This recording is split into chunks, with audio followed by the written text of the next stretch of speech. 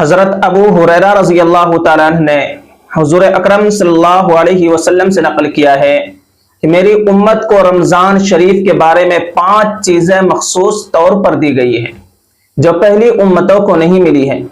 Number 1، ان کے منہ کی بدبو اللہ کے نزدیک مشک سے زیادہ پسندیدہ ہے۔ نمبر 2، ان کے لیے دریا کی مچھلیاں تک دعائیں کرتی رہتی ہیں اور افطار کے وقت تک کرتی رہتی ہے۔ نمبر 3، جنت ہر روز ان کے لیے آراستہ کی جاتی ہے۔ پھر حق تعالی شانہ فرماتے ہیں ان قریب میرے نیک بندے دنیا کی مشقتیں اپنے اوپر سے پھینک کر میری طرف آئیں گے۔ نمبر 4، اس میں سرکش شیاطین قید کر دیے جاتے ہیں اور رمضان کے مہینے میں ان برائیوں کی طرف نہیں پہنچ سکتے جن کی طرف غیر رمضان میں پہنچ سکتے ہیں۔ نمبر 5، رمضان کی آخری رات میں روزے داروں کے لیے مغفرت کی جاتی ہے۔ صحابہ نے عرض کیا کہ کیا یہ شب مغفرت شب قدر ہے؟ فرمایا نہیں، بلکہ دستور یہ ہے کہ مزدور کو کام ختم ہونے پر مزدوری دے دی جاتی ہے۔ اس حدیث پاک میں 5 انعامات ذکر فرمائے گئے ہیں۔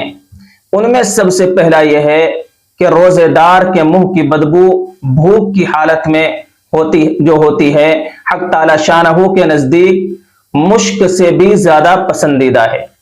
مشک سے زیادہ پسندیدہ ہونے کے کئی مطلب ہیں۔ اول یہ کہ حق تعالی شانہ آخرت میں اس بدبو کا بدلہ اور ثواب خوشبو سے عطا فرمائیں گے جو مشک سے زیادہ عمدہ اور دماغ پرور ہوگی۔ دوسرا قول یہ ہے کہ قیامت میں جب قبروں سے اٹھیں گے تو یہ علامت ہوگی کہ روزے دار کے منہ سے ایک خوشبو آئے گی جو مشک سے بھی بہتر ہوگی۔ اس خوشبو کی وجہ سے روزے دار پہچانے جائیں گے۔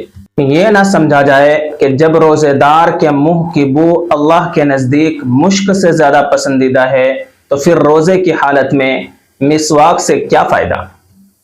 حنفیہ کے نزدیک مسواک ہر وقت مستحب ہے کیونکہ مسواک سے دانتوں کی بدبو ختم ہوتی ہے۔ حدیث میں جس بو کا ذکر ہے وہ معدے کے خالی ہونے کی ہے، نہ کہ دانتوں کی۔ دوسری خصوصیت مچھلیوں کے استغفار کرنے کی ہے۔